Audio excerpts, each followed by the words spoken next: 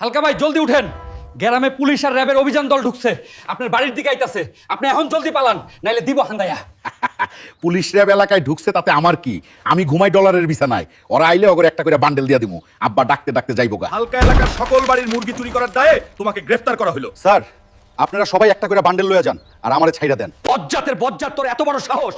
তুই আমাকে ডলারের লোভ দেখাস? থানায় নিয়ে যখন পুলিশের হাতে তুলে দেবো তখন বুঝবি তোর এই ডলার কোনো কাজের না। অফিসার, এই মুরগি চোর হালকারে লম্বা সময়ের জন্য ভিতরে ভরে দেন। এই বেটা এলাকার সকল বাড়ির মুরগি চুরি করে বিশাল অবৈধ সম্পত্তির মালিক হয়ে গেছে। স্যার, আপনি একদম চিন্তা করবেন না, এই মুরগি চোরা হালকারে আজ ডিম থেরাপি দেবো, তখনও বুঝবে মুরগি চুরি করার কত মজা। কি রে প্রদীপ, আমার তুই ডিম থেরাপি দিবি তাই না? বাপের সামনে এতক্ষণ বহুত ফাল পারছস, মাসে মাসে যে তোর ব্যাগ বইরা তবারুক পাড়া এডি কি তোর বাপে জানে? আরে হালকা ভাই, আপনি দেখি চাইতে গেলেন, আমি তো আপনার টেকনিক্যালি সেফ দিয়ে দিছি। স্পেশাল ফোর্সে ধইরা নিয়ে গেলে জিন্দেগি তার বাইরে হইতে পারতেন না। আরে বেটা চেতি নাই, একটু মজা করলাম আর কি তোর লগে। এই ধর, ব্যাগ ভর্তি ডলার আছে,